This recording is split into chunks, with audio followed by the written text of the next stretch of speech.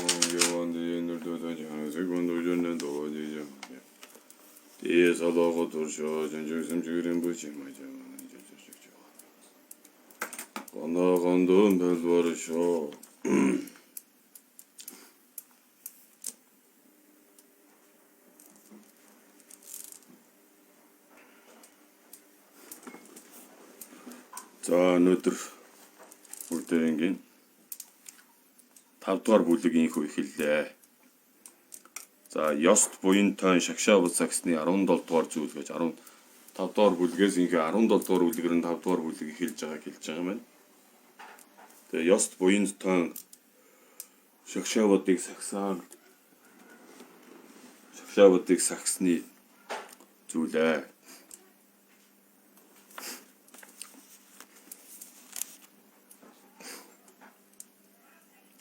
Шагшаабад сахигч хэмээвээс би аминд хүрвээсвэр шагшаабадыг үл шантруулдаг. Амнаасаа илүү хайрлаа гэсэн. Тэр юуны тул хэмээвээс шагшаабад нь бод хотогт орох үндэс буюу цоврол үгүй манлаа нирванд хялбар орохын мөр болоо. Үннээр шагшаабадын буян нь цаггүй дэнсэлгүй болоо. Шагшаабадыг саксны буян бэр цаггүй тоо томшгүй болоо. Үлгэрлвээс Асурын нар лаг мэтхий ба матар зүгийн тэргүүтэн усны язгуур харьяат амтэн оршсон далаа мэт. Шагшаавад бэр түүн дуга адил бөгөөд уран хөлгөнд оршсон. Уран хөлгөн гэдэг нь их баг очир түлгэн гэд нуус тарны ёс. Баримт түлгэн гэхээр судрын ёс. Шагшаа өдөр түн луган адил луга 3 хөлгөнд орсон их төрлөختөн олон оршим уу.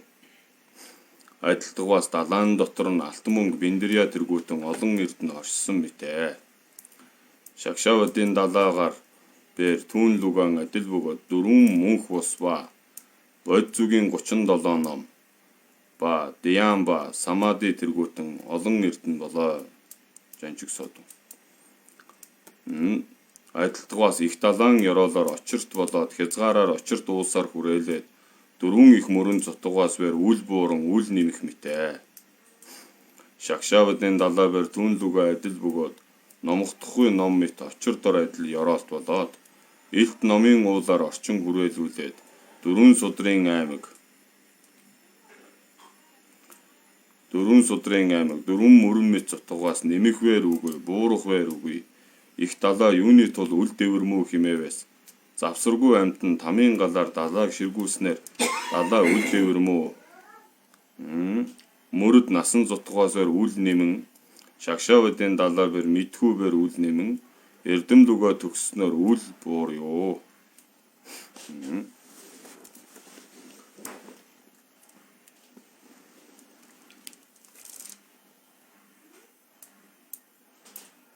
За их далайн усанд энэ ертөнцийн олон мөрөн гол мөрөн явсаар ер нь эцэстээ далаа зутгана. За энэ зутгсан далаа зутгаснаар далаа бол одоо улам нэмэгдээ сүйд болдгоо.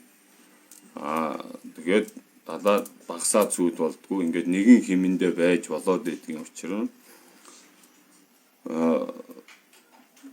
тэр далайн дор очирт одоо ёроол гэж байдаг. Тэгээд тэнд завсаргүй тамийн гал үргэлжид тэр далайн гүний тэр хөрсөн дор байдаг учраас тэр нь далааг дэв ингэж ширгүүлж идэг.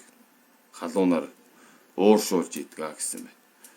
Тэгээд тиймээс 4 их мөрөн яаж цутгасан далайн төвшин нэмэгдэхгүй бас нэг хасагддаггүй маа. Үүн шиг шагшаавдын далаа бол мэдхүүгээр одоо мэдхүүгээр бол нэмэгдээд байдгүй. Харин эрдэм нь улам төгснөөр одоо бууран ширэгдгүй учир нь бол тэрэндээ юм аа гэж эрдмийг улам нэмэсээр. Түүгээр хин хүн шагшаавд сахиж түүний эрдэм нь маш олон бүхийг ухтугай. Бурхан нирван болсны хойно Андиа нэрт улсад хийдэд агсан бимадач сайн авирт нэгэн аяг дахимлаг бүлгөө гэж Бурхан багшаас хойш юм байна л да. Бурхан нирван болсны хойно Андиа нэрт улсад хийдэд агсан бимадач сайн авирт нэгэн аяг дахимлаг бүлгөө. Тэр бимадач аяг дахимлаг химээвээс хамаг бурхтын олох магтагдсны дотор оршсон бус болоо. Тэр юуны тул химээвээс бимадач аяг дахимлаг нь өчүүхэн хүсэл болоод болил хувь мэдгч юм бэр үл хураагаад нэгэн идэл болоод орон бэр үгүй 3 номд дэлтэргүүтнээ идэл юу. Тойм ба хувргуудын дотор орсон аяг дахимлагууд нь хүсэл ихт болоод болохгүй үл мэдхүү харамлан дачаагчд болсны тул их алдарт үл бол юу. Бямадад тэр аяг дахимлаг нь эрдэм ба авиртын тул аяг дахимлагын үрийг олж 600 бэлэг ба 3 ухаан ба 8 машид тонилсонд оршоод айл авир нь машид зохилтын тул хамгаа алдаршваа. Тэр цагт удаа нэрт улсад 3 эрднийг маш бишрэгч амин үл нядлагч ис өгснийг үл авагч буруу тачаалаар үл хурцагч худал үл өгүүлэгч дарас арих үл уугч 5 үе сагшаавдыг сахивч тийм нэгэн ууш бүлгөө убаши гинэн сахилтаа эрэхтэй хүн тэ. Тэр ууш нь тэр бимадад аяг дахимдгийг насан эцэс хүртэл өргөн хүндлээ эдээ бэлдэн дахиас буйн нь их болмоо хэмээн сэтгэж бас ийн сэтгэрүүн.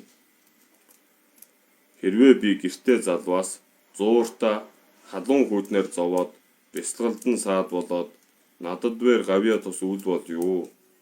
Хэрвээ суух оронд нь дахил идэх хүргэн дахиас бэр ачуур нь маш их болмоо хэмээн сэтгэж Тэр өвш тунгалаг сэтгэлээр өнгөт элдэв зүйл идээг бэлдээд өдөр тутам хүргэн дахиваа. Тойдыг сайн муу дөрвөн зүйлээр шинжлэх нь ийм буюу болсон ба түүхийн алим дугаа адил болгохдохгүй бэрх болоо. Тэг хүнийг ерөн шинжихэд одоо хэцүү. Алимыг бол болсон түүхийг нь ерөнхийдөө мэдэж болно шүү дээ гэж. Зарим тойд нь айл авир үзэсгэлэнт болоод алгуураар алхан явагч нүдэнд чанагш үл үзэхэл бөгөөсвэр дотор нь тачаангу өрөн мөнхөгт болоод номоос ангид яваад шагшаавадыг шантруулагч болё. Тэр хэмээвээс гадна нь болсон дотор нь түүхийн алим дугаа адилаа. Зарим нь гаднаа ширүүнээр яваад айл авир муут болвоосвэр дотор нь тойдын явдал ба эрдэм дүгөө төгөлдөр болоод Дэян ба самади ба бэлэгт болсон тэр нь хэмээвээс дотор нь болсон гадна нь түүхийн алим дугаа адил болоо. Зарим нь явдал ширүүн болоод гимт явдалт шагшаабадбаар шантарсан дотор нь тачаангу өрөн мөнхөг харам найдангуу тэр хэмээвээс гадна дотор бээр ис болсон алим дугаа адилаа. Зарим нь зохист явдалд шагшаабадлууга төгөлдөр болоод дотор нь шагшаабад ба самади бэлэглүүгээ төгссөн тэр нь гадна дотн болсон алим дугаа адил болоо. Бимадад аяг дахимдаг нь гадна дотор хоёр бүр бээр төгссөн түүнлүүгээ адил бөгөөд эрдэм ба явдлыг огоо төгсснөөр өргөн хүндлэгдэм. За нөгөө бимадад аяг дахимдаг нь бол тэр одоо дөрвөн зүйлээр ялна шүү дээ. Гаднаа гяланцэг, дотроо болонцэг гэдэг. Зарим нь гаднаа болонцэг, дотроо гяланцэг. Гадна дотн хоёулаа муу сайн ингээд дөрвөн зүйлээр ялгад юм гэж. Тэгэхээр гаднаа жоохон ширүүн явдалтай ч гэсэн ширүүн үгтэй, ширүүн замтай ч гэсэн доторд цаад шагшаавадаа бол ариунаар баримталж явдаг ийм хүмүүс бас байдаг байна. Гаднаа их сайхан явдалтай, цаанаа одоо их шуналтай, харамтай, найдангуу, уур хилэн, мөнхөг тачаангуу гэд үүгээр одоо эзлэгдсэн шагшаавадаа эвдсэн байх байна гэсэн байна. Тэр цагт тэр улсад 3 эрднийг маш бишрэгч нэгэн гэрийн эзэнд нэгэн хөвгүүн бүлгөө. Тэр гэрийн эзэн ийн сэтгэмөө. Би энэ хөвгүүнээ тойн болгоод нэгэн мэргэн багшид шав болгох сугай. Тэр юуны тулд гэмээвээс дээд богд багшийг шүтвэсвэр буян бээр нэмэв. Нүгэлд нөхдөд шүтвэс нүгэлвэр нэмэв. Адилтгаас хийн мөн чанар нь хоосон буй атал зандан модны ой ба замбаг цэцгийн ойгоос хийсэж ирвэс тэр хийгээс сайн үнэр үнэстэмүү. Хэрвээ буртаг орон ба өмхий үхээрээс хийсэн ирвэс түүнийс маш муу үнэр үнэстэмүү. Адилтгаа шин дээлийг хүжит савнд тавьбаас тэр дээлээс хүчсийн үнэр үнэстэмүү. Үнэстэмүү гэж хэлж байна. Одоо үнсэх, үнэрлэх гэдэг чинь нэг байсан юм шүү арга. Үгийн язгуурна.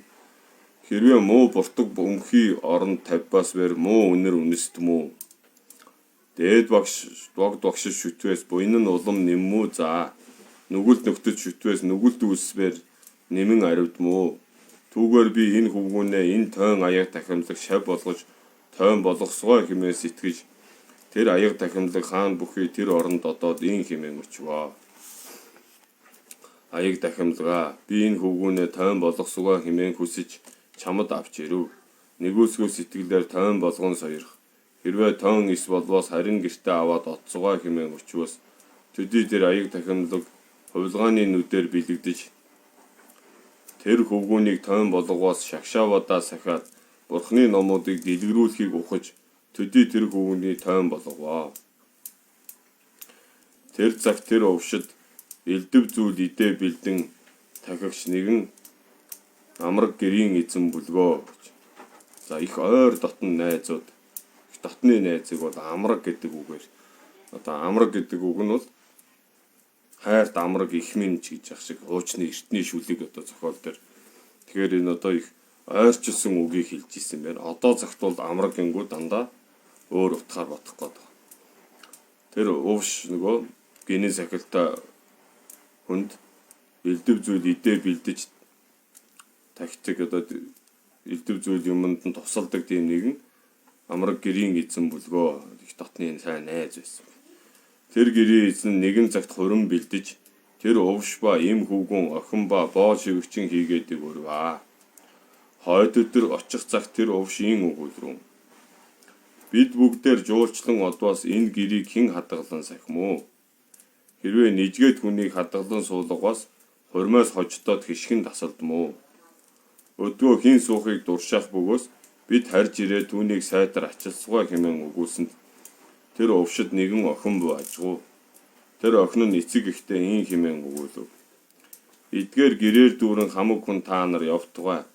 Гэрээ би ганцаар сахисугай хэмээн өгүүлсэнд эцэг нь маш сайн чи бээр гэрээ сахиваас чи ихлүгөө адил болмоо за. Ямарваа гимтүүд үл болох хэмээн өгүүлээд төдий тэд бүгд отваа. Төдий тэр охин бээр хаалгыг батад хааж ганцаар байшин цув. Тэр өдөр увш яарсны тул тэр ламд идээ хүргэхийг мартаж эс хүргэсэнд тэр аяг тахимлыг ийн хэмээн сэтгэмүү. Наран бээр үдээс өнгөрөх цаг болов. Гэрийн хүн үйл олны тул мартсан болмоо за. Цагийн идээ ис үдээс үл болох ахуулахаар илгээс үгэ хэмээн сэтгэж тэр тойн шавийг бямад идээ авахаар илгээх үдэ. Ай тойн чи айл авир юугаа машид бэхлээд Бурхны номлосон зарилгийн ёсоор балгадаас бямад идэнийг авахаар одтугай. Хэр мэт зүги үнэрт амтад цэцэгт хорцох мэт хорцохоо сэтгэл үгүй балгадаас бямад идэнийг авч эртүгэй. Зүги цэцгэнд дуралдаг шиг өнгө зүс элдв зүйлэнд одоо дурлж сэтгэлээ хорцоо сэтгэл одоо үснэ. Тийм учраас тэгэлгүйгээр хот руу яваад нөгөө хоол үргдэг айлаас өнөөдөр хоол ирсэнгүй чи яваад аваад ирээ. Тэр айл одоо ажил төрөлтэй байж байгаад мартаа байлгүй дээ гэд. Тэгээ хоолнд хүүхдийг явуулж. Өнг дуу үнэр амт хүртгүй хийгээд тэд 5 хүслийн 5 эрдэм гэж гинэ. 5 хийгээд тачаалгүй эргэтнээ сахтугай. Хэрвээ шагшаабад сахиас магад үрийг олох болмоо за. Девдат мэт олон судраа аймгийг уншвас бэр их гэмт нүглийг үлдсэн ба шагшаабад шантарснаар завсаргүй амьтанд тамд төрвөө гэж. За одоо нөгөө Девдатын тухай энэ дээр гаргаж ирж байна. Девдат бол 3 аймаг савын ном судрыг бол уншижсэн, цээжилсэн, мэддэг хүн байсан. Гэхдээ тэрийг баримталдаггүй хүн байсан гэж байна. Шагшаабад цагтгүй их гэмт нүглийг үлдэж бурханд байн хор хийж исэн. Тэгээд одоо шагшаабадаа шантарснаар эвдэрснээр тэр хүн одоо их хилэнц ураагаад завсаргүй амьтны тамд төрсөн юм шүү гэж. Завсаргүй хилэнц үйлдсэн гэдэг шүү дээ угаасаа завсаргүй хилэнц. Бурханд Бурханаас муу сэтгэлээр шунх буюу цус гаргах тэрийг хэлсэн байдаг. Тэгэхээр бас Бурханы хуврагуудыг одоо хооронд нь эвдрэлцүүлэх үйл хийсэн байдаг. Тэгэхээр одоо хооронд нь яс хайж одоо дунд нь одоо хагалж бутрахсан энэ үйлийг хийгээд завсаргүй 5 нүглээс Девдат нэг 2-3-ыг хийсэн байт юм аа. Тэгээд одоо завсаргүй амьтны там төрсөн. Яагаад завсаргүй гэсэн гэхээр завсрын төрөл авахгүй. Завсар дунд нь өөр төрөл авах ямар ч боломжгүйгээр шууд шийдэгдсэн аюуш тамд төрдөг гэдгээрээ завсаргүй там гэсэн байна. Гогал мэт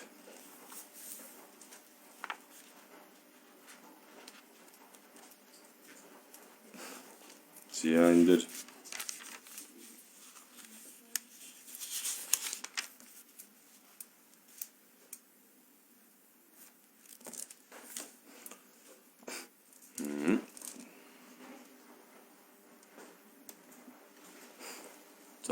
завсаргүй амьтны там гэдэг нь болохоор яг миний саяны хэлдэг нас нөхцөн даруй зуурдын төрөл буюу бардыг алгасч там төрсөн амьтныг хэлнэ гэж. За тэгвэл номд дээр энэ Гогалига Годон бурхны үед амьдарч байсан Девдаттай нэг үзэл баримтлагч хуваргын нэр гэж. Гогол гэдэг бас одоо үйл бүтэх итгээд байж л дээ. Тэгээд Девдаттай нийлээд бурхан багшийн эсрэг маш их зүйл хийсэн юм байна. Хүн юм байна. Энэ хувраг Гогол мэт богцыг доромжлоод Шагшавад шантарснаас амтан тамд төрвөө. Зүли бандаа мэт нэгэн шүлгийг бэр үл мэдэн атал Шагшавад сагснаар дайны дарсны хотгийг олвоо. Зүли бандаа нь болохоор одоо нэг ч ном үзээгүй, нэг ч ном сураагүй хэрнээ Шагшавадыг ариунаар сагсан учраас үрийг олсон юм аа гэж.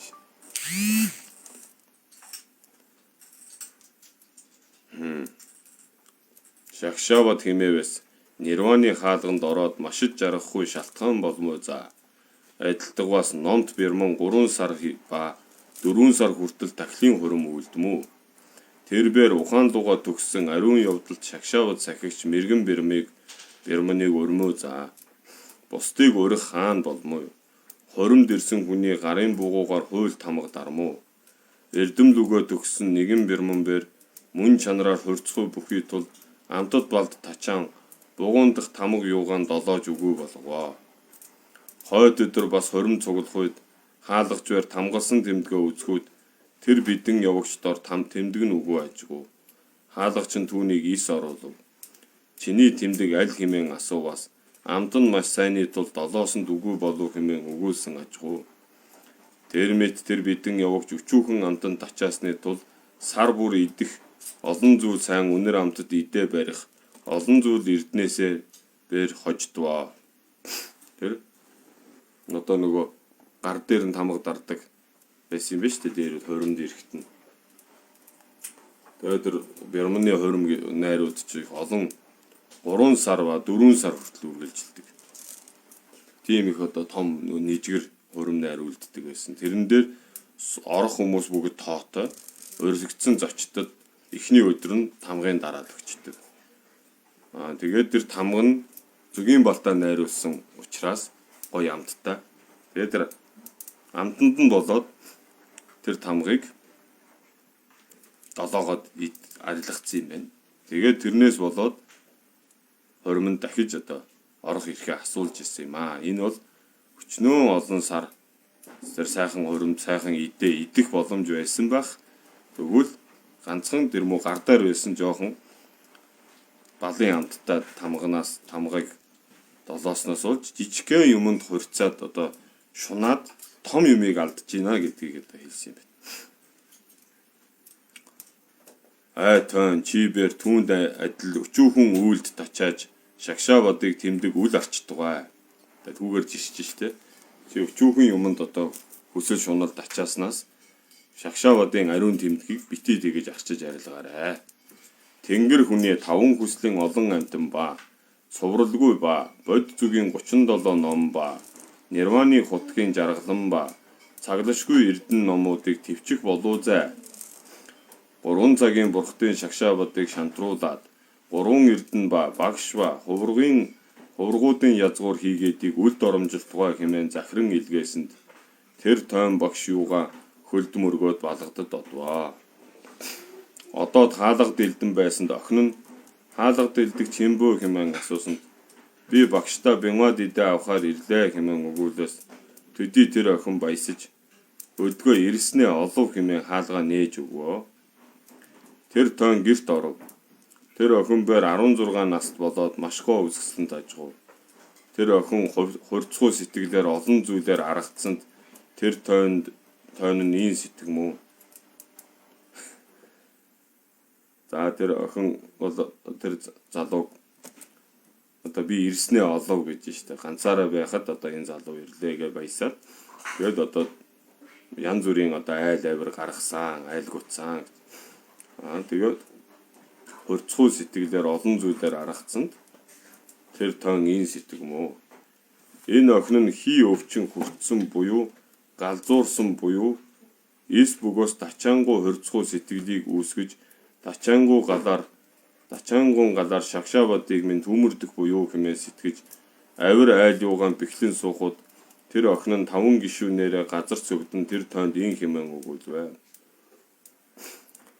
Тоон би насанд орохоор ирснээ энэ өдөр олвоо.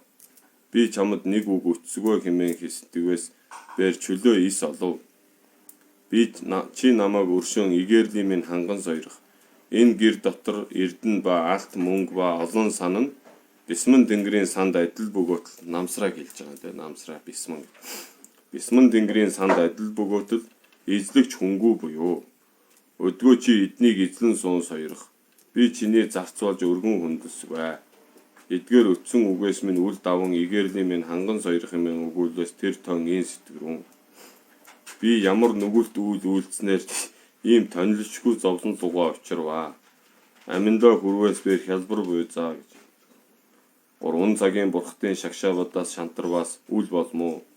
Эрт тоон аяг дахимлаг хуурж эмс дотор одвоос ба галын дотор унваас бэр шагшаавадаа алдсангүй бүлгөө. Хуучны одоо аяг дахимлагууд, гэлэнгүүд, хувргууд бол бүр хуурж эмс гэдэг чи одоо бараг тэр одоо эмсийн хүрээлэн шухуу. Өөрч эмс дотор одвоос ба галын дотор унваас бэр шагшаавадаа алдсангүй бүлгөө. Ус бэр аяг дахимлагууд нь дайсан дээрэнд баригдаж өвснөөс уяад нарнаа төлөвдүүлэн хийд хийсгэгдсэн ба олон хорхоо идвэсвэр шагшаавадаа эвдрүүзээ хэмээн тэр өвсийг тасалж үл одмоо. Аяг дахимлаг цуцарсан онгоцны хавтгай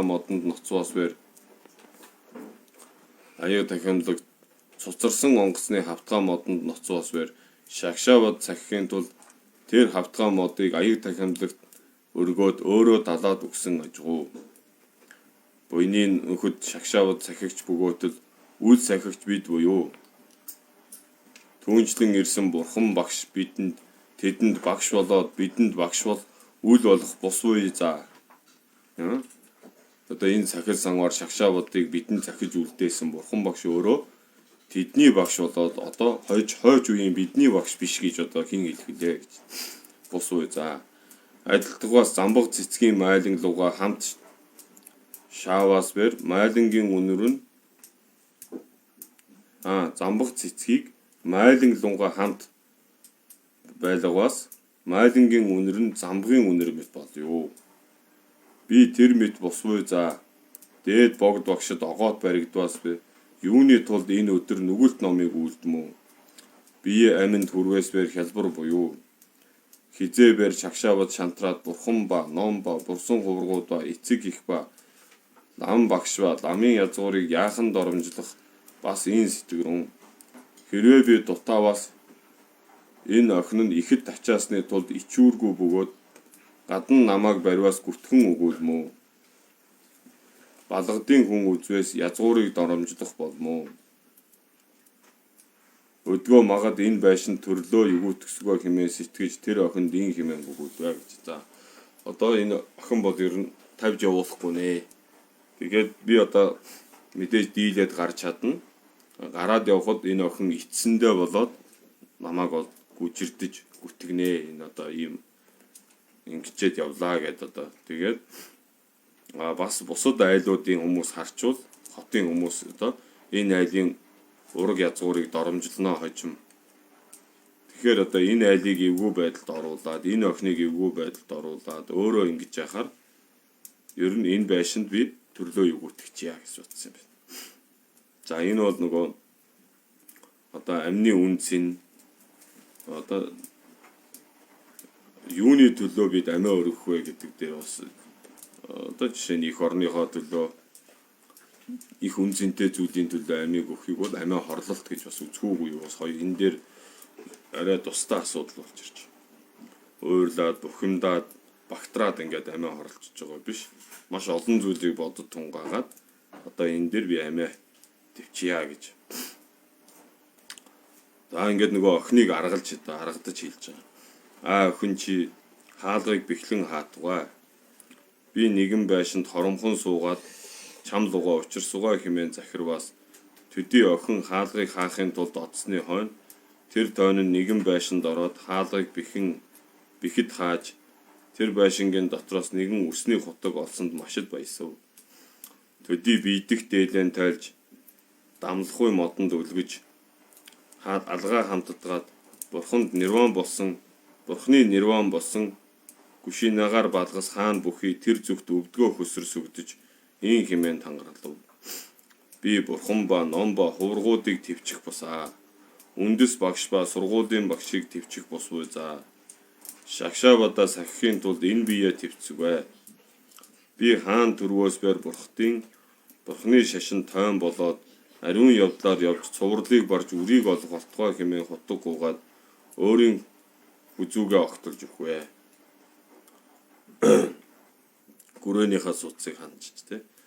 Тэгээд цус нь газар дурсаж би энэ улаан цус болов. Тэр охин нь юунд удуу хэмээн сэтгэж хаалганы дэргэд одвоод дуудваас дуун ис гарсанд охин хаалга нээж үзвээс төрөл өгөөтгснийг үзэж сэтгэлээр нь ис болсон тачаангуу үгүй болоод төдий тэр охин үл баясан машид зовж үсээ сандруулж өөрийн нүрээ хумсаараа маажаад газар дүнхрэн уйлан суухад тэр охины эцэг ихбэр хурмаас харж ирээд хаалга дэлдэж дуудваас тэр охин дуун ис гарсанд нэгэн хүн хүрээний дээгүүр ороод хаалга нээж орвоос охин тэр мэт болсныг үзээд охиноосоо асууран охин чи хэр мэт болов? Бусад чамааг доромжлуу юу болов хэмээн асууваас тэр охин юун бээр үл өгүүлэн ийн хэмээн сэтгэрэн. Би шудраг өгүүлээс ичгүүрт болмоо. Хэрвээ тойн надад хүч хийв хэмээн гүтгвээс хотогтныг доромжилсны тулд там дунаад маш их зовлонд болмоо за. Өдгөө арга зайлгүй өгүүлсүгэ хэмээн сэтгэж ийн өгүүлрэн. За энэ охин бол одоо үннээ хэлэхээр би өөрөө ичвтер байдалтай. Худлаа хэлэхээр энэ хуврагын одоо амийг ингээд хөнөөлөгдсөн. Хутагт багшд нь бас судлаа хэлснэ. Доромжилсан тул одоо би хойд насандаа тамаас гарцаагүй болно гэд. Яадаг ч байсан элдв арга зайл хэрэглэхгүйгээр үннээ нь хэлье гэсэн. Тэгээд энэ охин би ирснээ олов гэж хэлээд байгаа. Тэгээд нөгөө одоо энэ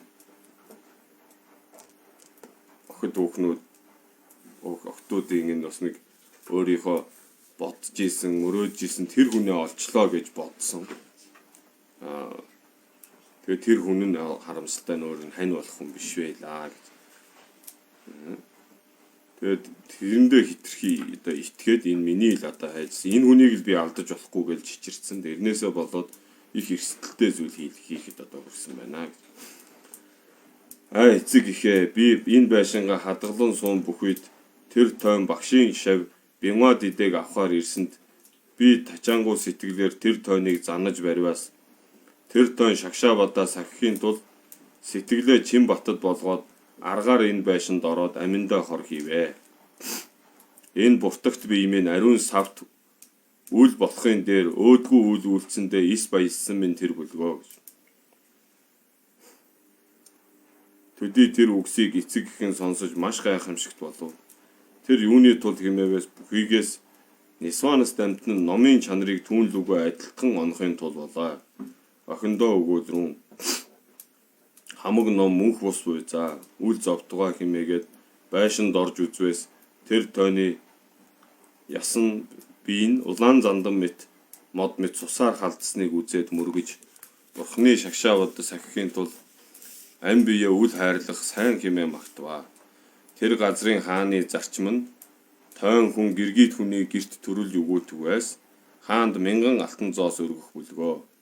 Төдий тэр увшвэр мянган алтан зоосыг аваад хааны ор таршид одоод ийн учрун. Их хаан надад нэгэн гин болов. Эдгээр алтан зоосыг аван сойрох хэмээн учраас хаан зарлиг болрун. Энэ улсад минь 3 эрднийг бишрээд богцсын номыг сүсгэлэгч сайн айл авир шудраг өгүүлэгч ганц чи бүлгөө. Чи ямар гим хийв хэмээн зарлиг болсонд тэр увш учрун. Охин минь шагшаабад нэгэн тойныг тачаангуу сэтгэлээр барин өчвөөс тэр тойн чин сэтгэлээр шагшаабадын тул өөрийн аминдаа хор хийснийг хаанд өчвөөс хаан зарлиг болрун. Тийм бөгөөс тойн шагшаабадын тул аминдаа өөрөө хор хийсэн ажгуу. Чи бэр гим хийсэн үгүй бүхийн тул энэ зоосоо чи авч харьтугаа. Би бэр чиний гэрт тэр тойны хүүрийг тахихын тул одцгоо хэмээн зарлиг болоод алтан хэнгэрэг дэлдэж хамаг нөхтөө хураагаад бид бүгдээр тэр увшийн гэрт одцгоо хэмээн зарлиг болж Төдий хаан нөхөдсөл түүний гэрт одсонд тэр тойны хүүр улаан зандан мэт цусаар халдаж бүхийг үзээд мөргөж эрдмүүдийг нь магтаад төдий 7 эрдэнсээр чимсэн тэргэнд тэр хүүрийг тавьж ширээд хамаг бүгдэд үзэгдэх нэгэн тэгш талд авч очоод хүчсийн модоор хайлж тахиваа.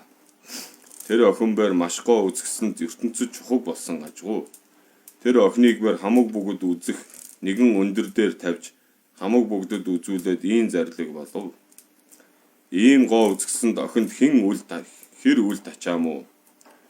Энэ тойн нь үрийг бэр ис олоод өөхөх ба эвдрэх энэ биеийг бэр шагшаавуудын тулд төрөл өгөөтгсөн нь машид гайхамшиг болоо хэмээн хамаг бүгдэд сонсуулаад тэр тойны багшийг бэр залж ирээд ийм хэмээн учрун. Айл ам чи бидэнд бүгд богцын номыг үзүүлэн сойрох хэмээн утсанд төдий тэр лам олон бүгдэд ном үзүүлсэнд хамаг бүгд түүнийг сонсоод машид сүсгэлэн бишрээд зарим нь тойн болоод шагшаавад сахисгай хэмээн учив. Зарим нь дээр үгүй үнэн төгс туулсан бод хутагт сэтгэл үүсгэв. Хамаг бүгдээр даган биширж илтэд баясваа. За энэ хүү бурхан багшаас хойно одоо шавнар одоо гэгэрсэн архтуудын үе одоо дуусж байгаа үе баг. Одоо олон архад мянгаар л одоо бурхан багшийн хойно нирван дүр үзүүлсэн, нирванд отсон гэдэг.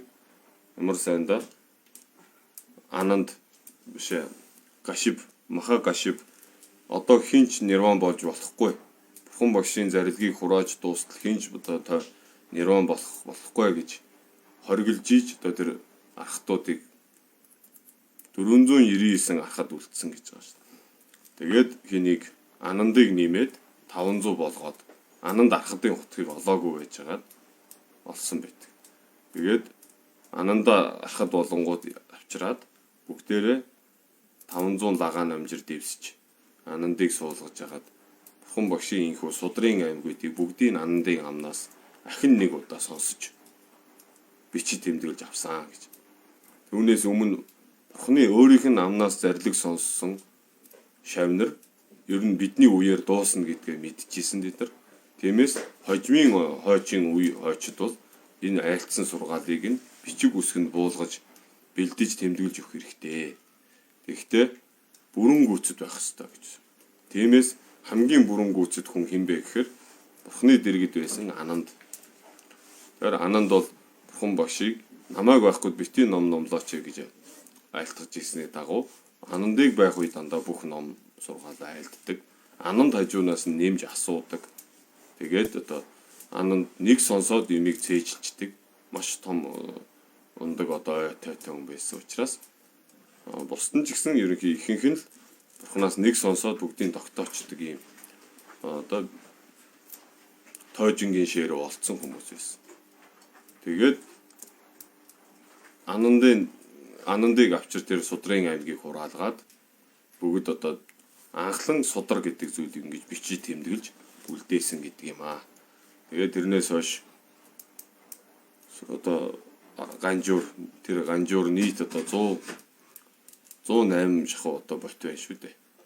Тэгээд түүн дээр хийсэн хожмын мэрэгдийн тайлбарууд бурхан багшийн ганжуур дээр зарим сэдвүүдийн цохолж аваад тэн дээр тайлбар дэлгэрэнгүй сайхан тайлбар хийснүүдийн нэг нь данжуур гэж хэлдэг. Шастр данжуур. Ингээ ганжуур хоёр үсэн. Тэгэхээр энэ одоо нөгөө бурханы шавнар хожим хойштой ингээд бурханы өөрийн одоо амьд ахугаас нь бол хараагүй ч гэсэн түүний одоо шавийн шав болоод явж явах үстэл ийхүү одоо сахил сангаараа сахихын тулд тэр тусмаа одоо баян айлын ганц охин удамда залгаж байгаа ганц охин тэгээд одоо тэр нутаг орондоо бас гоо сайхнаараа алдартай сайхан охин байсан. Гэхдээ тэр одоо залууд одоо санал тавьснаар одоо нэг бол эндээс нэргүү гарч ирэх, нэг бол амьгуу гарч ирэх гэдэг хоёр л сонголт тэр хүнд одоо үлдсэн юм байна. Тэгээд одоо шашны нэр хүндэд одоо саад болчихгүй, багшигаа гомдоочихгүй, хүмүүс намайг одоо гүжирдэхэд бол муугаар л бодож итгэн мэдээж гээд тэгээд ингэж одоо шагшаа одоо эвдснээс энэ охиныг одоо эвгүй байдалд оруулснаас өөрөө ингэж чимээгүй энд нүд таньчаа гэд ингэсэн нь тэр үеийн эзэн хааныг ч гэсэн их одоо гайхуулсан юм байна. Ба гайхахад үргэсэн. Тэгээ эзэн хаан Бурханаас хойш одоо ингэж шагшаа одоо бас ингэж ариунаар сахихад амиа хүртэл өргөж явах. Гэхдээ тэр танаа тэр охин тэгээд тийм одоо сайхан өнгө зүстэй охиныг одоо хин ч гэсэн дурлж байхаар байтал ингэж шагшаа удаа сонгож байгаа. Энэ бол игэл хүн биш байна. Энэ хүний шарлыг бид одоо хүндэтгэлтэй оршуулъя гэд эзэн хаан өөрийнхөө алтан гингэргийг дилдэж албад нөхдөд дагуул очоод ингээд хүндэтгэлтэйгээр тахих үед багшд нь та одоо бидэнд номыг номлооч ээ. Тэр сонин одоо явдлыг үүсгэх гээд хүмүүс мэдээ зөндөө цугалтсан байгаа. Тэгээд тэр олон цугалсан хүн энэ Бурхны ном гэдэг яг ямар учиртай болоод энэ ийм одоо сайхан охин гэдэг охины суулгацсан байж байгаа. Энэ сайхан охиныг одоо сонголгүй амиа одоо шагшаавдаа сахина гэж ингэсэн байна гэдгийг учрыг олж өгөөч гэж хэлснийг нь тэр багш нь ном номлосноор зарим нь бод утгийг сэтгэл үүсгэсэн. Бод садын сэтгэл үүсгэжсэн байна. Зарим нь болохоор шагшаавдыг сахихын тулд тойн болёо гэж шийдэжсэн. Яг бүгд л дор бүрдээ одоо сүжиг бишрэлдэж Бурхны зарлагт итэд баяссан юм аа гэж. За энэ үлгэрийн далаа доторх энэ хэсэг л бараг одоо Бурхан багшаас хойших асуудал байгаа. Бусд нь дандаа Бурхан багшийн үед болсон явдлуудаар одоо явж байгаа юм аа.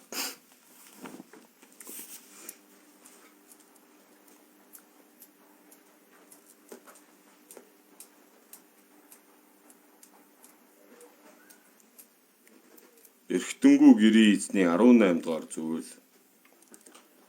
Тэр цагт ялж төгснөгцөн Бурхан ширваасан балгасдах ялгуучхан хөвгүүний цэцэглэгт итгэлгүй эдэн өглөгтийн баясгалан түрээнд их аяг тахимлууд хургуудлууга хамт нэгнээ суун ном үзүүлмөө. Тэр улсад алт мөнгө ба долоон зүйл эрдэн ба заан морь үхэр хонь үүс үлдэгч боол шивэгчин ба олон эд таваар цан хийгээдийг төгссөн тийм нэгэн баян гэрийн эзэн бүлгөө. Тэр гэрийн эзэнд нуган хөвгүүнгүй бөгөөд маш гоо үсгэсэнд бэлэг лүгээ төгссөн 5 охин бүлгөө. Нэгэн цаг тэр гэрийн эзний гэргий жирэмсэн болбоос л тэр гэрийн эзэн төрөл өгөөтгвэ гэж. За ингээд 5 охинтой бай. Учиргүй одоо хур баян хүм. Эхнэр нь яг жирэмсэн болох үест одоо өөд болсон юм аа. Тэр газрын хааны цаазанд нуган хөвгүүнгүй хүнийг хамаг ид таваарыг хааны санд авах хүлгөө гэж. За удам залгах хүүгүүл бол хамаг хөрөнгийн одоо хурааж эзэн хааны санд авж исэн юм байна. Охин байхыг тооцохгүй юм байна. Хаан нэгэн их төвшмөлийг захирч тэр гэрийн эзний хамаг ид дагуурсыг тоолж автугай хэмээн зарлиг болвоос тэдгээр охид ийн сэтгэрүүн. Ихийн биеийн умаад орсон үүний нуган охин альнийг бээр ялгаж үл мэдмүү. Хэрвээ нэгэн охин төрвөөс эд дагуурсыг хаан авахаас өөр үгүй бөө за. Хэрвээ хөвгүүн төрвөөс эдгээр эд дагуурсыг эзэн тэр болмоо хэмээн сэтгэж хаанд ийн очив. Эзэн хаанаа бидний эцэг үхээд хөвгүүнгүй тулд эд дагуурсыг хаан авах болов за. Өдгөө ихийн бие шалтагтай ажгуу. Хэрвээ охин болвоос эд дагуурсыг хаан авах нь нуган болвоос эд дагуурсын эзэн тэр болмоо. Гэгэнэ ялгуулсан тэр хаан бэр шудраг болоод номын дүрээр явахын тулд тэдгээр охины өтсөн ёсоор болгоо. Тэндээс өн уулуудан 9 сар төгссөнд нүд бээр үгүй, чих бээр үгүй, хамар бээр үгүй, хил бээр үгүй, гар хөл бээр үгүй. Ганцхан 90 бэлгт дүгрэг бийтэй тийм нэгэн хөвгүүн төрсөнд түүний нэрийг Манзи жили хэмээн нэрийдэв. Төдий тэдгээр охин нэгэн хөвгүүн төрөв хэмээн хаанд өчвөөс хаан ийн сэтгэрүү. Нүд ба чих ба хамар, хил, гар, хөл тэргүүтэн бойл бөгөөс 90 бэлэг үгүй богоос эд таваарыг эзэлж хүл болмоо за. Аль хэмбэр 90 бэлэг лөгөө төгсвөөс тэрбээр эд таваарыг эзэлж чадмуу за. Энэ хөвгүүнд 90 бэлэг буйн тул эцэг юугийн эд таваарыг эзэлж болмоозаа хэмээн сэтгэж тэдгээр охин зарлиг болрон. За тэр хүнд ямар ч байсан ир хүн гэдэг нь тодорхой нэг тийм тэмдэгтэй шатаатай нэг тийм хөөхөт төрлөө шүү дээ. Тэгээд тэр одоо тийм болохоор энийг бол одоо ир хүн гэж үзээд бид гэрээ эзэн одоо авч чаднаа. Эцэг юугийн эд таваарыг дүүл үгээ та бүгдээр эзэлдэггүй хэмээн зарлиг болсонд эд таваараа эзлэвэ. Тэр цагт их охиныг адил язгууртанд бэр буулган өгч буулгаж одсонд тэр охин нь өөрийн эрдээ дэвсгэх ба ор засах ба мөргөх ба сайн идэ бэлдэн өргөх ба үдэх ухтах ба хамаг боо шивгчэн нь ноён хатнаа хүндлэх ёсоор өргөн хүндэлсэнд эрен имдээ ийн өгүүлв. Юр юм болгосод ийм хүндлэхгүй бөгөөтл ганц чибээр намайг хүндлэх юм бүү хэмээн асуусанд эмэн өгүүлрэн. Чи одоо ер нь бусад айлын ихнэрүүд нь их нөхрөө ингэтлээ айхтар хүндэлдэггүй чи болохоор хачин хүндлэх юм аа. Энэ одоо ямар учир байна гэсэн чинь миний эцэг тоо томшгүй эд таваар буй бөгөөтл эцэг юугаа өгсөний тулд хойно бид 5 охин буй бөгөөс бээр гэдэг нь буй 5 охин байгаа хэрнээ хамаг эд агуурсыг хаан ахуйд ихийн умаагаас саран гүйцэд нүд ба чих хамар хил гар хөлгүй 90 бэлэгтэй тим нэгэн хөвгүүн төрсөнд эд таваар бүгдийг тэр эзэлвэ. Түүгээр эргэтэн төдийл буй бөгөөс эр хүний нэгэн бэлгийн төдий үгүүгээр үл болох ажгүй. Хэрвээ яаж ин бусад эргэтэн бүрдээд ганцхан 90 бэлэг байгаагүй бол тэрийг тэгж болохгүй байсан гэж. Тэгэхээр ерөөсөө эр хүн гэдэг чинь тэгэл одоо тэр миний дүү бол тийм эргэтэн дутуу хэрнээ эр бэлэг байгаа болоод эзэн эд хөрөнгөө алдаагүй бидэнд одоо авж үлдэж чадсан юм аа гэж. Тэгтэл бусад эд эргэтэн бүрэн бүтэн ийм эр хүн бол одоо илүү хүндлэгдэх ёстой гэсэн утгаар одоо ихнэ. Түүний тул би чамайг хүндэлмүү хэмээн өгүүлвэс тэр гэрийн эзэн эм юуган үгийг сонсож маш гайхамшигт болж эм лүгэ хамт ялж төгснөгцөн бурхан хаан бүхий тэнд одоод ялж төгснөгцөн бурханаа ин хэмээн өчвөө.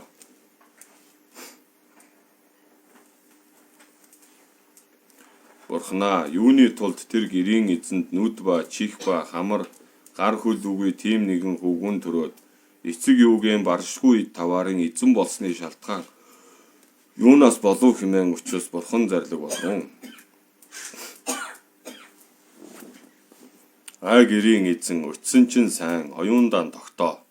Чамд учир шалтгааныг нь номос сугай хэмээн зарлиг болсонд тэр гэрийн эзэн бурханаа зарлигийг чинь сонссугай номлон соёр хэмээн өчвөөс бурхан зарлиг болрун. Гэрийн эзнээ эрт дурд нөхцөн цагт нэгэн гэрийн эзэнд 2 хөвгүүн бүлгөө. Нэгний нэрийг Өвлөг хэмээн нэрийдэв. Нөгөөгийнх нь нэрийг Шагшавад хэмээн нэрийдэв. Нэг нь Жимба нэртэй, нэг нь Зүлтэм нэртэй ийм 2 хүүхэдтэйсэн шүү. Тэр 2 хөвгүүн нь өчүүхнээс айл авирт болоод ичгүүр мэдгч, үнэн үгсийг өгүүлэгч, торхор өглөгт баясагч, үгээгүй гуйланчийг аврагч, их бишрэлт тул улс иргэн нь тэр 2-ыг магтах бүлгөө. Хаан нь тэр хөвгүүнийг түшмэлийн зэрэгт явуулж заргаж ноён болгов. Их хөвгүүний томьёо. Тэр цагт тэр хааны зарчим нь улс иргэн нь нэгэндээ юм өгөхөд заргаж түшмэдэд үзүүлж өгөх ажгүй. Тэр цагт нэгэн худалдаач хүн далаа дотох цагт тэр худалдаач хүнээ Шагшавад нэрт хөвгүүнээс надад олон эд таваар өгтөгөө. Хойн төлж өгсгөө хэмээн өгүүлвэс. Тэр Шагшавад хөвгүүнд нэгэн хөвүүн буй ажгүй. Тэр хөвгүүн лүгээ эд таваараа аваад ах юугаан дэргэд одоод ахтаа ийн өгүүлрүү. За ах нь нөгөө заргач ноён шүү дээ. Хажууд нь гэрчлэх ёстой хүн.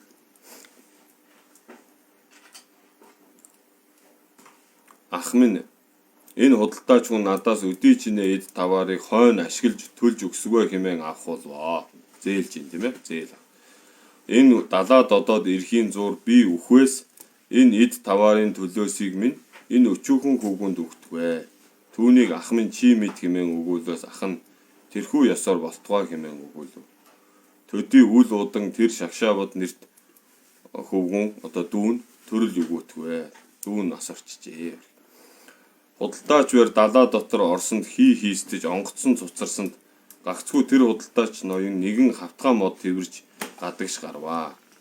Тэр худалдаач ноён ганцаар гэртээ харж ирсэн тэр хөвгүүн нь миний эцгийн эд таваарыг энэ хүн үгүй болгож энэ хүн ганц биеэр ирсэн ажгүй.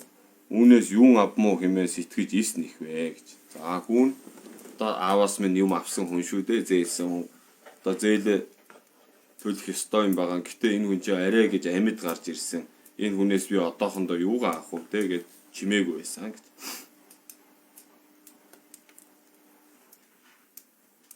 Тэндээс бас тэр худалдаач бус нэгэн хүнээс эд таваар авч харин далаад одсонд тэр явдалд олон эрдэнсийг хялбар авч ирсэнд тэр худалдаач ийм хэмээн сэтгэвэ.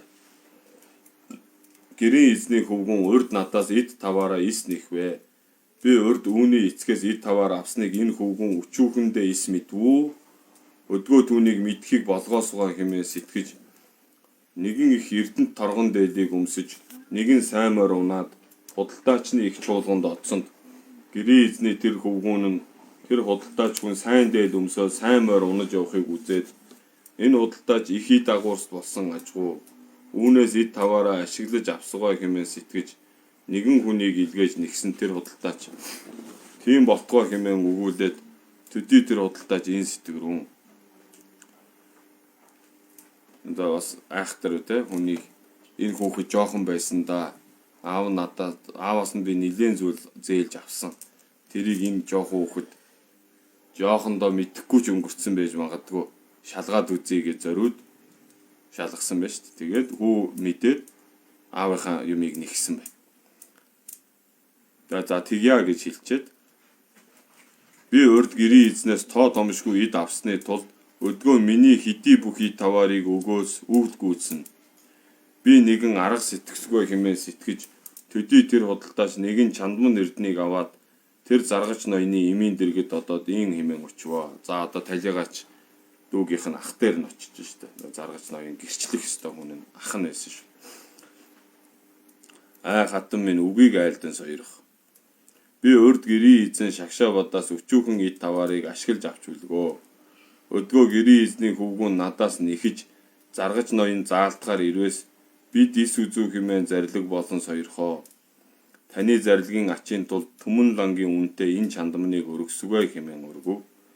Тэр юм өгүүлрэн ирмэн маш шудраг болоод худал өгүүлэхгүй бүлгөө. Тиймбэр бөгөөс үгүй чинь гэхдээ үгүй чинь өргөсгөө хэмээн чандман эрднийг авав. Төдий тэр шөнө гэрийн эзэн ирвэс эмэн худалдаачны үгсийг дэлгэрэнгүй өчвөөс тэр заргач ноён өгүүлрэн би ичгүүрт болоо төр ёсыг сэтгэж худал ис өгүүлсний тулд хаан намайг зарганд явуулав.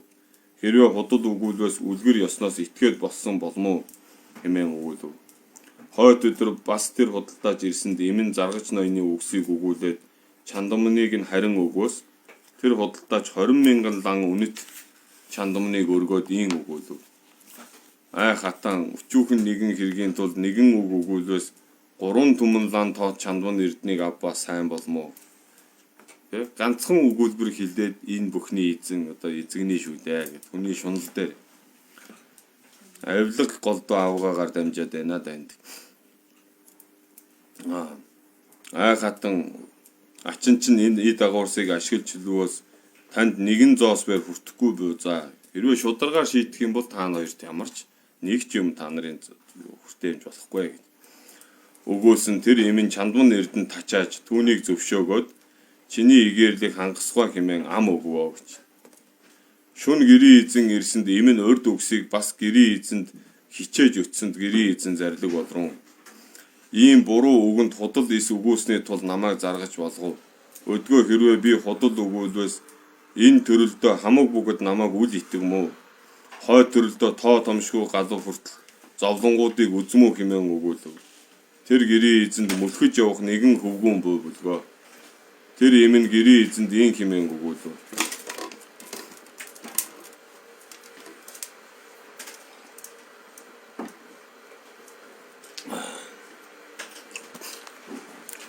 чи бид хоёр ир юм бололцож миний өдий чинээ хичээж өчснийг үл сонсмоо.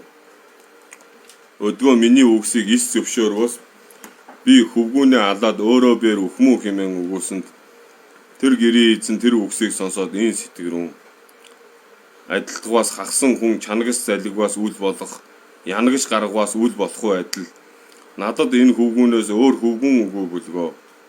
Хэрвээ энэ хөвгүүн өхвээс эд таваарын минь эзлэгч хөнгүү болмоо. Энэ юм юуган үгсийг зөвшөөвөөс энэ ертөнцид хамаг улс намайг үл итгэмүү.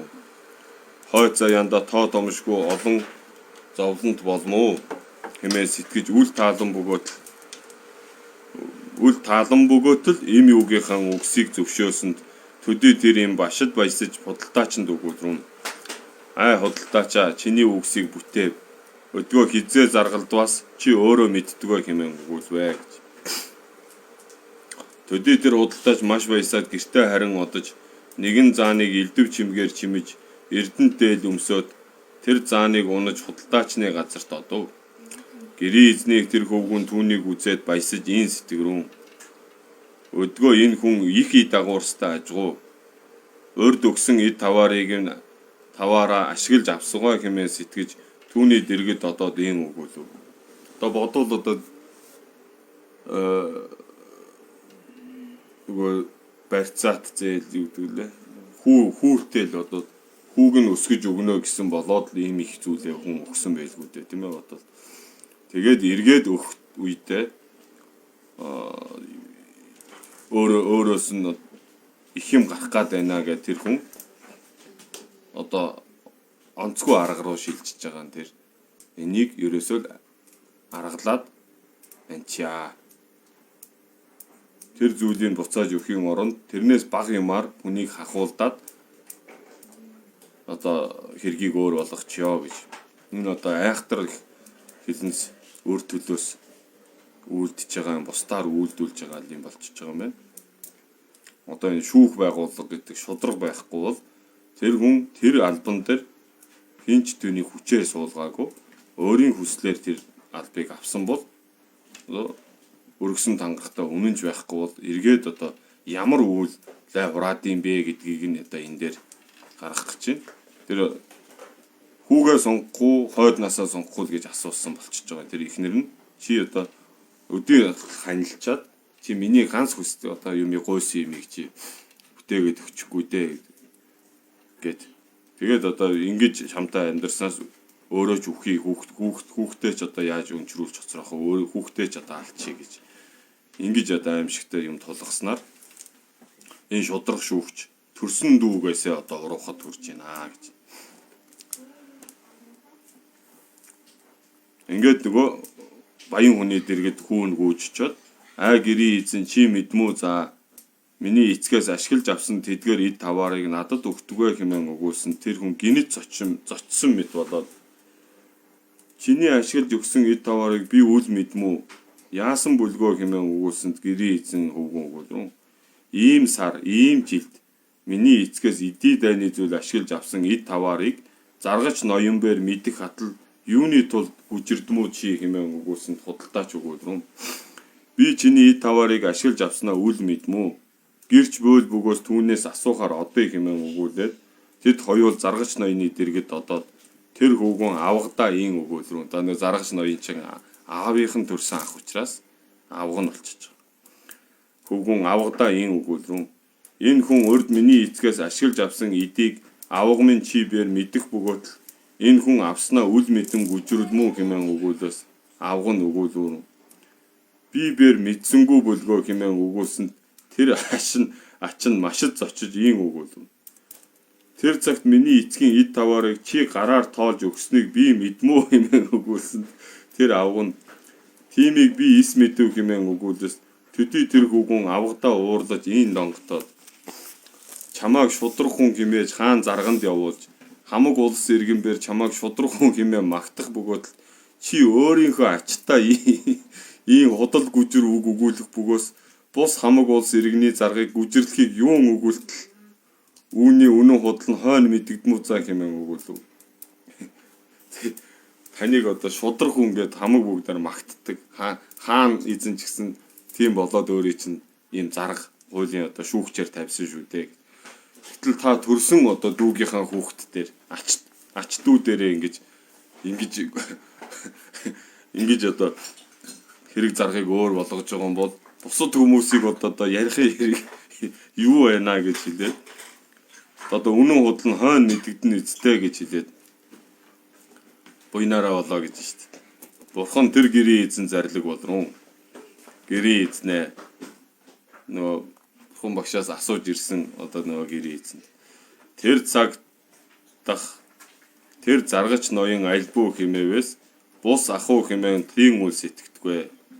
Тэр химээвээс чиний хүрдүү эрхтэнгүү манзы жилийн нэрт хөвгүүн болгоо. Хүрдүү гэж хэлж байна. Хүрдүү гэхэр чи үгүй хүргэн дүү. Эхнэрийнх нь манайхаа одоо хадам гэж ярих гэдэг те. Тэгэхээр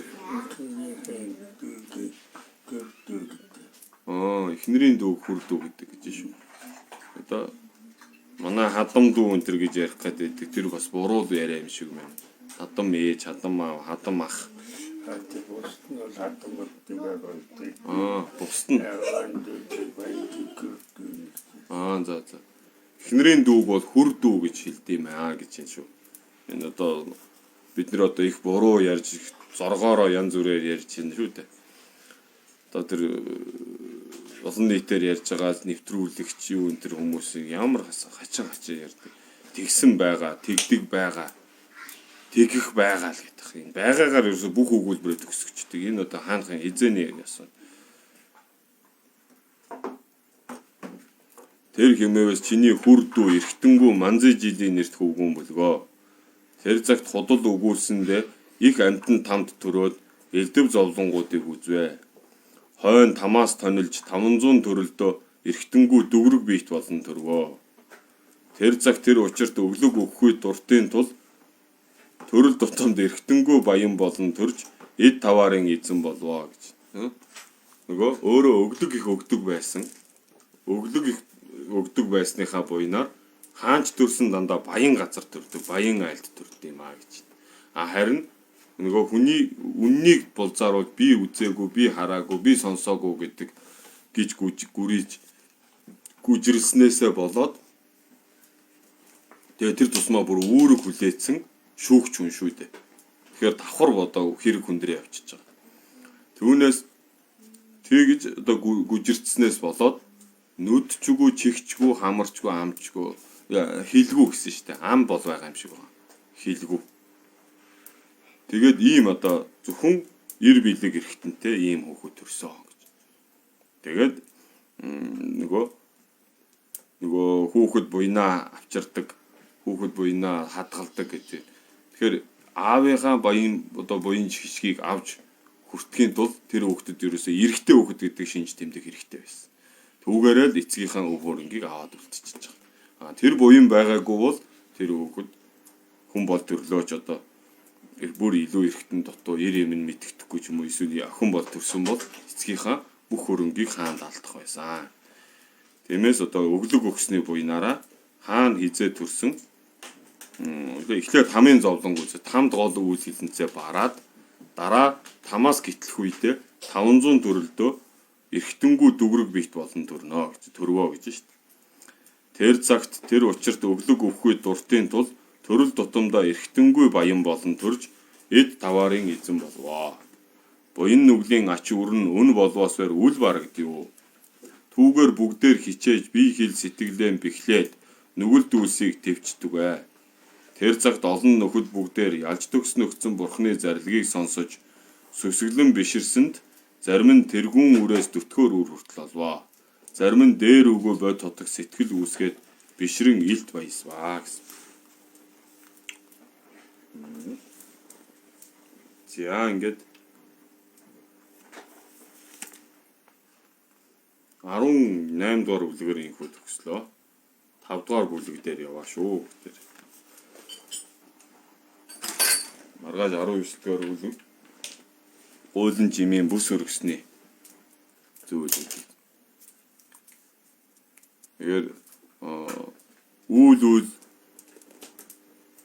үүлээрээ болно гэдэг. Тэгээд яг одоо сайн үйл муу үйл хоёр ингээд зэрэгцээд явхад яг л ирээдүйд боловсрохдоо яг зэрэгцэж гарч байгаагаар харагдчих штеп.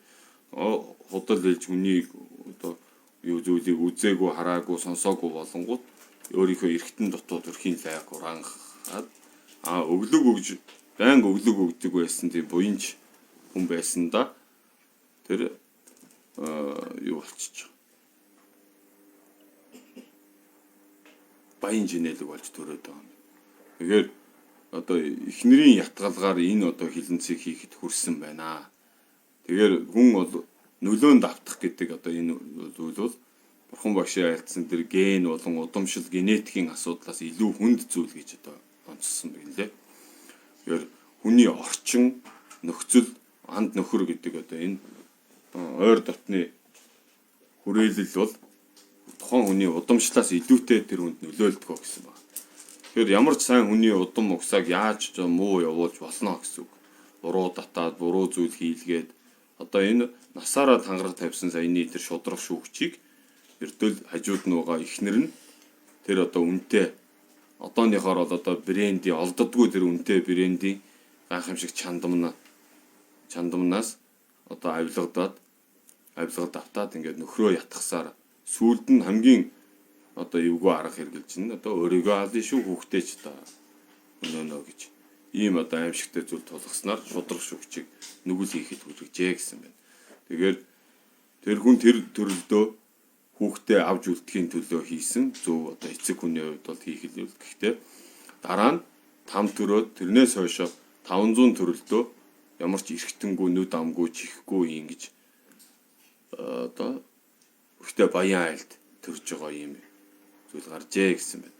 Тэгэхээр боломжийн одоо гайгүй бололцоотой айлд заримдаа гинт одоо гаж одоо хүүхэд төрөх одоо Дауны синдром ч гэж шиг те одоо энэ хүмүүс их ичдэг хүүхдээсээ үнэндээ бол бидний одоо олонний танил болцсон хүмүүс одоо ийм зүйлд одоо сонин хүүхэд төрчлөө гэд их ичж идэг. Гэтэ тэр бол тэдний удам ухсаа муу сайндаа тийм одоо муухай хүүхэд төрөөд байгаа бишээ гэдгийг бас энэ бол тэр тийм айл төрхийн буян бол тэр амьтанд байна. Гэхдээ тэр одоо эрүүл сарвал төрхийн одоо буян бол дутчихж байгаа тийм амьтан. Дээр нь тэр айлч гэсэн бас нэг тийм хүүхэдтэй нэг ганц хэцүү хүүхэдтэй ээж байх ч юм уу нэг урдын өр төлөөсөр гэж ярьдаг ш. Тэр хүүхдийг идгээж имжлүүлэх гэж эвтэйхэн байлгах гэж өчнөө их одоо зарлага мөнгө гаргах амьтан хүн гуйх царай алдах өчнөө юм болж байгаа. Тэгээд ийм олон зүйл байдлаар тэр айл тодорхой хэмжээний зовлон эдэлдэгэ. Тэгэхээр энэ бол тэр төрж байгаа хүүхэд төрүүлж байгаа айл хоёрын хоорондын үүлийн барилдлага бас байгаад байгаа. Тэгээд дээр нь одоо тэр хүүхдийн өөрийнх нь одоо буян одоо идэх ёстой зүйл нь ямар буйнаар өглөг өгж исэн буйнаар тийм айл төрчв. Одоо ямар хилэнцээр ийм одоо эргэтэн дутуу хүчлийн бэрхшээлтэй болоод төрөөд байна гэдэг хоёр үүлээ бол дотор нь ангилж ялгаж салгаж ойлгох хэрэгтэй юм шиг байна. Бид ч ялгаагүй урд төрлүүдээ хэн байснаа мэдэхгүй, юу хийснээ мэдэхгүй, юутайж одоо хийж үзээгүй хилэнц эдэлж үзээгүй зовлон хоёр байдгүй гэж ярьд юм билээ. Хүнд одоо урд төрлүүдээ хийж үзээгүй хилэнц гэж байхгүй. Тэгэхэд бодохоор тэр хилэнцээс болсон эдэлж үзээгүй зовлон гэж бас байхгүй юм аа гэж. Тэгэхээр хичнээн төрөлдөө тийм бол төрснийг мэдшгүй. Тэгээд одоо саяны хүн бол юутай 500 төрөлдөө тийм бол төрсөн юм аа гэж бурхан багш ялж байгаа бодвол 500 дахь төрөл нь тэр байсан болоо да. Одоо ингээд одоо энэ үүлээс гítэлж байгаа тонилж байгаа юм аа гэж бурхан айлцсан байна. За ингээд одоо альва үйл тэр тусмаа үүрэг хүлээсэн хүний хувьд бол үйл бол нэлээд хүнд тусдаг гэдгийн жишээнд бол саяны шүүгч хүний одоо эхнэрээсээ болж заргыг худлаар одоо шийтсэн. Тэр тусмаа одоо өөрийнхөө төрсөн дүүдээр шудраг бус хандж гин гэдгээрээ бас одоо үйл бас хүндрэх нэг шалтгаан болчихно. Түвээ дээр ярьжсэн тийм ээ. Өөрийн одоо ачтай хүн дээр өөрийнх нь одоо хамааралтай хүн дээр ижи аав дээр хийсэн буян их сайхан буян бол ижи аав дээр хийсэн буруу зүйл хилэнц бол илүү хүндэрж явдаг. Энэ бол нөгөө ачтан гэдгээрээ. Дээр нь ам тангараг өргөцсөн хүний хувьд бол үйл хүндэрнэ гэсэн үг шүү. Тэгэхээр заавал бурханд өргөсөн тангарагтаа үнэж байх, улсад өргөсөн тангараг бол хамаагүй гэж болохгүй. Ам тангараг бол ам тангараг байдаг учраас тэр одоо өөр өөрийнхөө хэрэглээсэн үүргэндээ аливаа хүн бол жоохон хичээж бодож явах хэрэгтэй. Эмч хүн одоо эмчийн өргөсөн тангараг юу вэ? Уншлах шиг уншиж яхад гимгүү гэж байгаа. Өглөө босоод тангарага нэг уншичдаг. Одоо цагдаа зэрэг хил гайлынхан тэр бүгд бас өөр өөрийнхөө өргөсөн тангарага нэг уншичаад тэгээд одоо ажил төрлөө хийж ивэл тэрийг чи хүн гэдэг чинь мартдаг учраас өргөсөн тангараа мартаж өөр зүйл хийх вэ гэсэн болгоомжлолоор амны уншлаг болгож өөрийнхөө тангарагуудыг дурдж бай гэсэн. Тиймээс одоо энэ бол эмч, цагдаа, цэрэг, хэлгайл гэдэг одоо энэ батлан хамгаалах улс орны иргэн арт түмэндээ өндөр үүрэг хүлээсэн хүмүүсийн төр засгийн удирдлага энэ төр бол бүгдээрээ одоо дор бүрнээ хичээж хамгийн гол нь ирээдүй холыг харж өнөөдрийн ашиг сонирхлыг нэг чухалчлахгүй өнөөдрийн алдаа одоо зов хүнд хэцүү байдлаас нэг шалдар болдор зүйлээс одоо шантралгүйгээр хамгийн гол нь тэр аштын зорилго өргөсөн тангараг ам тангараг хоёроо мартахгүйгээр ажил хөдөлмөрөө хийж явах юм бол энэ насандаа бид их орноо одоо нийгэм эдийн засгаа сайхан болгож болно. Ирэх хойд насандаа бас онцгүй сар муу төрлийг авахгүй байх боломжтой юм аа гэж харагдаж байна. Энэ үлгэрээс бол. За ингээд анхаарал тавьсан баярлалаа. Багижинэ загеге ваде данданда вагунлаган бандан чадварч үзэн тусамдаг бая дамбин борын дусалжэшо пама сэмжан дамжэдэ дандан жожэганда дамжэдэг дуудан ватан жижсэн баганаас үшигөө дэдэг гинжин мандан дөвчөрчиг Вартонова шарвар жармада жасайж маннарланданда деважин дэжэнэ бурлоя матгшингэ довод инжиржиг тамжинан гозожиндо донжо жодо мэдэрш зовамижин сэмэвар амундуни чотор шог динэнэн сэнжармада тавишэнчиг девад Батман nimbo сэмрүүло зүдэ жава дэмбаршо шагжи омбо дэмбомото мэпинжэмэн сандагжан Тишиг оржо дэмрүүл мэлүвэ дэмбэн мондом цэндэ нүртөө шо датята омбин загэр аво бодини суха